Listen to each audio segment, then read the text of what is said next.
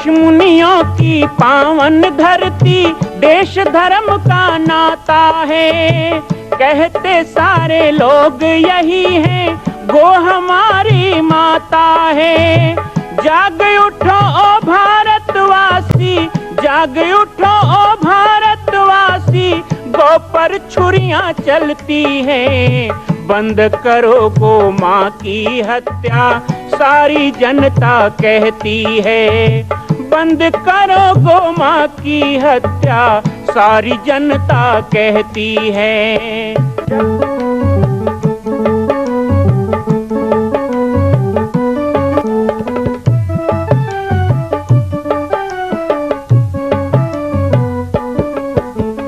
जगह जगह पर बूचड़ खाना, लाखों गौएं कटती हैं।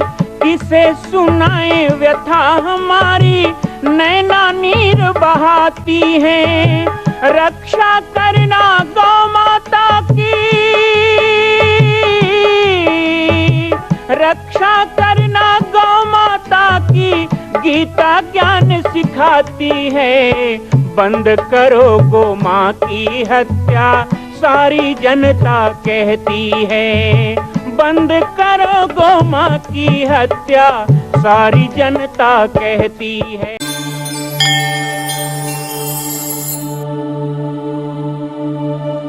गोवर्धन धारी की दुलारी गौ माँ, साधु संत ऋषियों की प्यारी गौ माँ।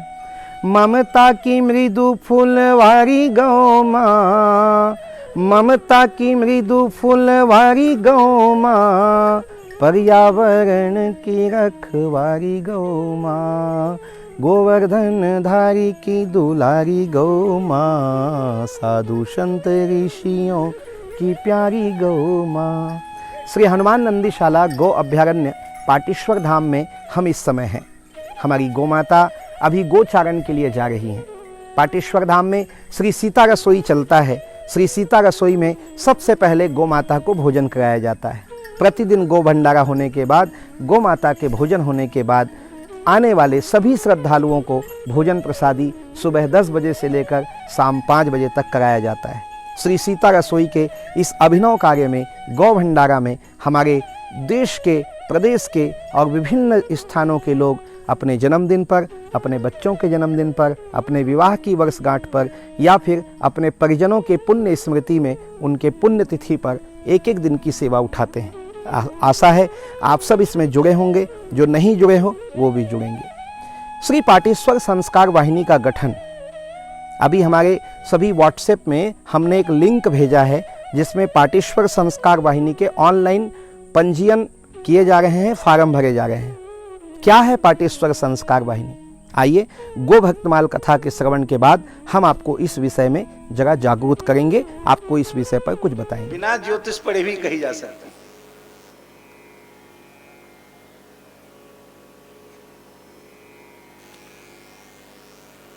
उत्पत्ति नाश ये द्वंद्व है।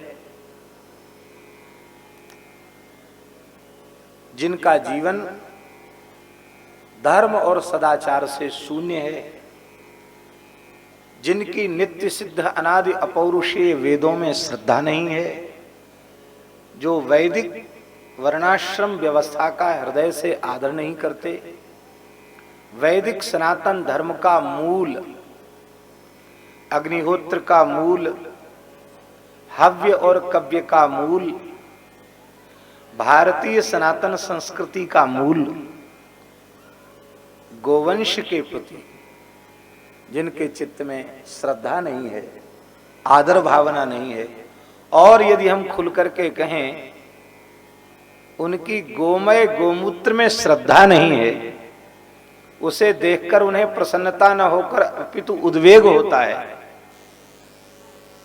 ऐसे लोगों का जन्म व्यर्थ है।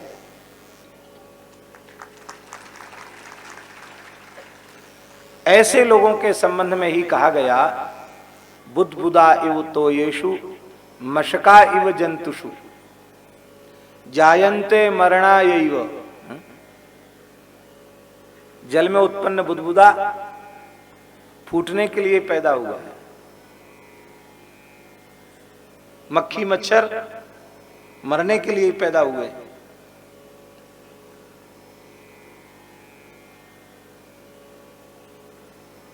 जीवन की सार्थकता है धर्माचरण में।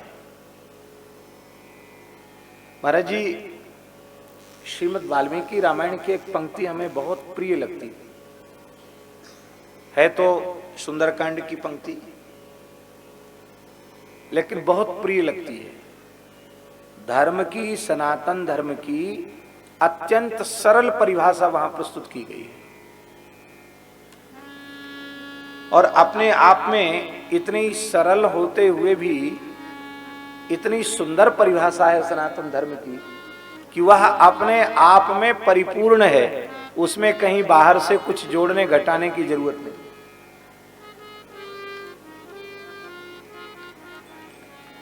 पूरे श्लोक का उच्चारण नहीं करना है, जितने से प्रयोजन है उतना ही कहना है। प्रकरण इस प्रकार का है कि श्री हनुमान जी महाराज श्री राम कार्य का संकल्प लेकर के चले हैं और देवताओं की प्रेरणा से मैनाक ने आतिथ्य के लिए श्री हनुमान जी को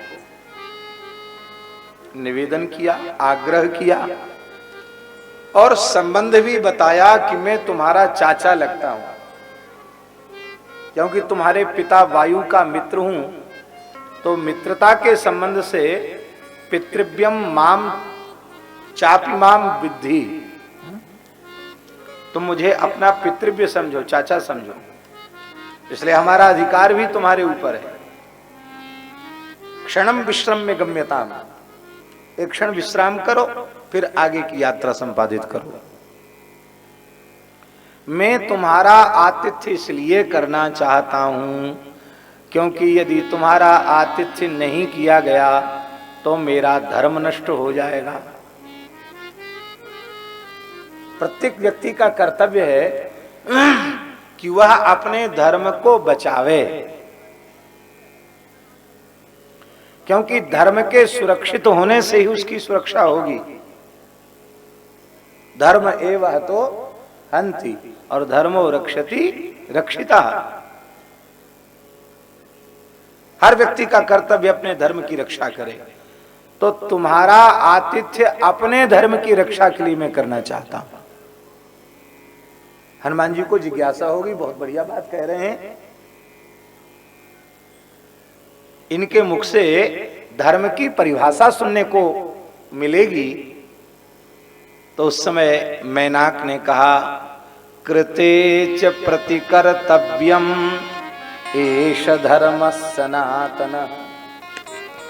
बहुत प्यारी परिभाषा है, कृते च प्रतिकर्तव्यम एष धर्म सनातन। किसी भी प्रकार का हित, उपकार, भलाई हमारे प्रति जिसने की है उसके प्रति प्रत्युपकार की भावना रखना, उसके प्रति हृदय से कृतज्ञ होना, उसकी सेवा करना, उसका सत्कार करना, यही सनातन धर्म है।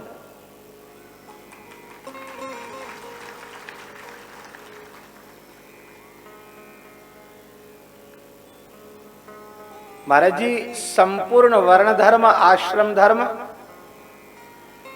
देवार्चन, पितरों का श्राद्ध आदि, आर्ष ग्रंथों का पठन पाठन, गौ ब्राह्मण की सेवा, ये जो कुछ भी है वो सब इस परिभाषा के भीतर निहित है। कृते च प्रति कर्तव्यम एष धर्म सनातन।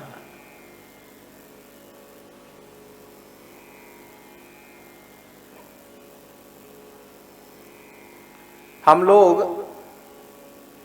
देह, इंद्रिय आदि के सन्निकर्ष से ही अपने जीवन की व्यावहारिक क्रियाओं का संपादन करते हैं। हमारी बात आप सब समझ रहे हैं कि नहीं? हम लोग अपने शरीर से, अपनी इंद्रियों से, आंख, नाक, कान, हाथ, पैर आदि, ज्ञानेन्द्रिय, कर्मेंद्रिय आदि, अथवा अंतरिंद्रिय मन बुद्धि चित्त आदि, इसके द्वारा ही हम अपने लोक व्यवहार का संपादन करते हैं और धर्माचरण को भी संपादित करते हैं। लौकिक वैदिक सभी कृत्य देह इंद्रिय आदि के द्वारा करते हैं। इस देह में, इंद्रियों में अपने अपने कर्म को करने की शक्ति स्वतंत्र नहीं है। तत्त इंद्रियाधिष्ठात्री जो देवता हैं, उन देवताओं की शक्ति से युक्त होकर के यह इंद्रियां अपने विषय को ग्रहण करती हैं, अपने विषय में प्रवृत्त होती, अपने कार्य में प्रवृत्त होती। जैसे नेत्रों के अभिमानी देवता भगवान सूर्य नारायण है। सूर्य के बिना आंख देख नहीं सकती। हाथ के अधिष्ठात्र देवता इंद्र हैं, इंद्र के बिना हाथ कुछ नहीं कर सकता। पैर के अधिष्ठात्र देवता भगवान विष्णु हैं, मन का अधिष्ठात्र देवता चंद्रमा है, इत्यादि प्रकार से। तो जिन देवताओं की शक्ति प्राप्त करके हम अपने लौकिक वैदिक धार्मिक सामाजिक कृत्यों का संपादन कर रहे हैं, उन देवताओं का शास्त्र विधि से अर्चन करना, उनके प्रति हृदय से कृतज्ञ होना, व्रत उत्सव आदि के माध्यम से उनके प्रति कृतज्ञता ज्ञापित करना, उनकी पूजा करना, ये सनातन।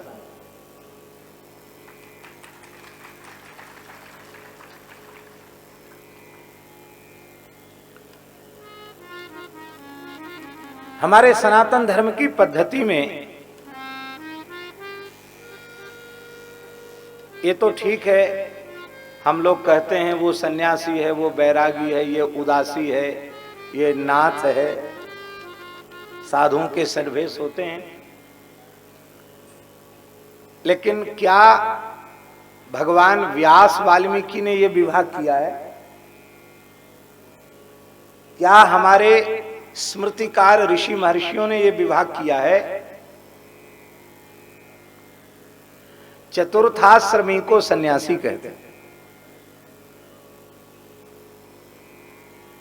उसे जातक मृतक सूतक का स्पर्श नहीं होता, उसका गोत्र परिवर्तित हो जाता है, उसे यति कहा जाता है, उसे चतुर्थाश्रमी कहा जाता है। और जो चतुर्थाश्रमी है वो सन्यासी है। इसलिए ग्रंथों में नहीं लिखा कि ये बैरागी है और ये सन्यासी। रही वैष्णवता की बात, तो यदि नित्य सिद्ध अनादि अपौरुषे भगवान वेद की वाणी को ही हम परम प्रमाण के रूप में श्रद्धा पूर्वक स्वीकार करके विचार करें, तो ये संपूर्ण ब्रह्मांड वैष्णव है, क्योंकि ये संपूर्ण विराट विष्णु से उत्पन्न है। इसलिए भगवान वेद कह रहे हैं, ध्रुवो से वैष्णवम असि, निश्चित ही यह वैष्णव ही है। और भूत भावन भगवान शिव, क्या कहना। हमारे श्रीमद् भागवत के उपसंहार में ये बात कही है, निम्न गानाम यथा गंगा देवानाम अच्युतो यथा वैष्णवानाम यथा शंभु पुराणानाम इदम तथा। भगवान शिव से बड़ा कोई वैष्णव नहीं है और भगवान नारायण से बड़ा कोई शैव नहीं। शिवस्य हृदयम विष्णु, विष्णोश्च हृदयम शिव। सनातन धर्म की उपासना ही हरिहरात्मिका है।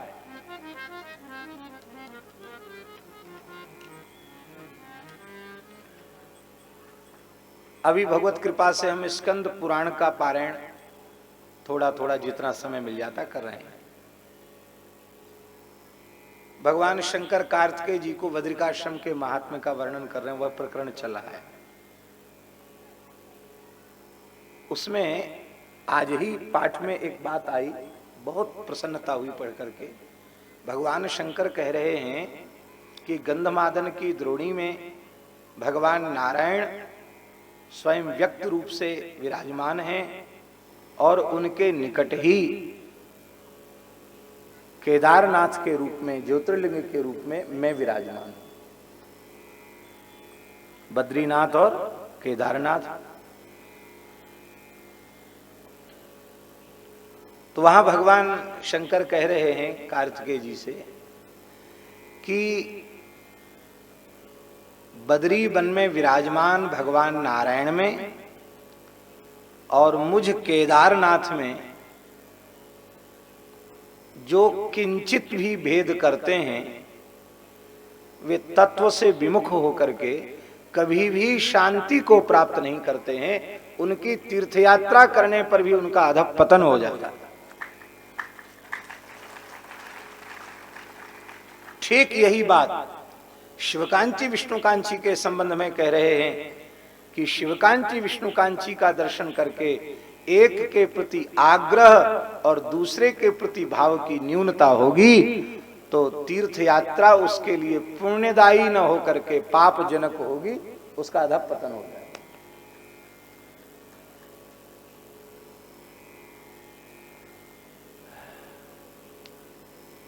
शास्त्रीय सिद्धांत है। हमारे सनातन धर्म के अनुसार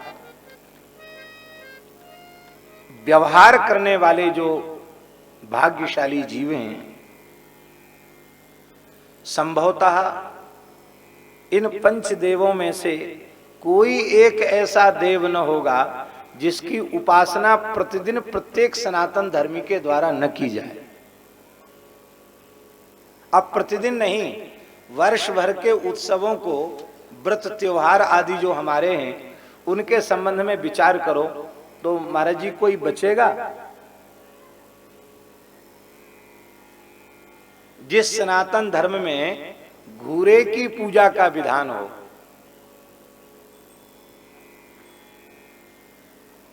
वहां देवी देवता तो भगवान की प्रत्यक्ष विभूति है। इसलिए देवार्चन करना, शास्त्र विधि से देवताओं का वंदन करना, उपासना करना, ये सनातन धर्म है। यदि हम देवताओं का वंदन अर्चन नहीं करते हैं, पूजन नहीं करते हैं तो हम कृतज्ञ हैं, हमारा धर्म नष्ट हो गया। क्योंकि जिनकी कृपा से हमारा व्यवहार संपादित हो रहा है, हम उन्हीं के प्रति कृतज्ञ नहीं। देवताओं का अर्चन करना सनातन धर्म है। हमें यह शरीर, मानव शरीर भगवान की कृपा से प्राप्त हुआ है, ये सिद्धांत है।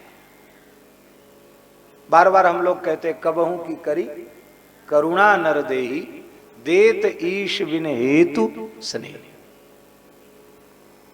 देवता स्वयं इस बात को स्वीकार कर रहे हैं। अहो अमीशाम किमकारि शोभनम, प्रसन्न प्रसन्न येषाम स्विदित स्वयं हरि, यैर्जन्म लब्धम नृषु भारताजिरे, मुकुंद सेवौपयिकम स्पृहाहिना। इन भारतवर्ष में जन्म लेने वाले मनुष्यों ने कौन सा ऐसा पुण्य किया था जो धर्म प्राण पवित्र भारतवर्ष की धरती पर इनका जन्म हो गया? ये किसी पुण्य का फल है? बोले पुण्य का फल नहीं है। पुण्य का फल तो हम देवता स्वर्ग में भोग ही रहे। पाप का फल है? बोले पाप का फल नरक है। न ये स्वर्ग में है न नरक में है, ये मानव शरीर में है और अभी भारतवर्ष में है। तब ये किसका फल है? बोलिए भगवान की प्रसन्नता का परिणाम। भगवान ने प्रसन्न होकर इन्हें भारतवर्ष में जन्म दिया है। आजकल की भाषा में जिसे विकसित राष्ट्र कहा जाता है, वहां के जन्म की बात क्यों नहीं कही गई? भारत में जन्म की बात क्यों कही गई? बोले जिन भगवान मुकुंद की सेवा के लिए हम देवता तरसते रह जाते हैं, हमें भगवान की भक्ति का सेवा का अवसर नहीं मिलता, और भारतवर्ष में जन्म लेने वालों को स्वाभाविक रूप से वह अवसर प्राप्त हो जाता है।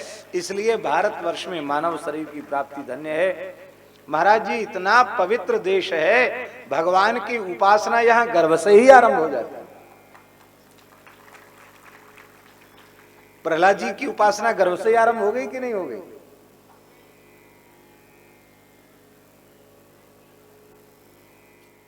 गर्भिणी माता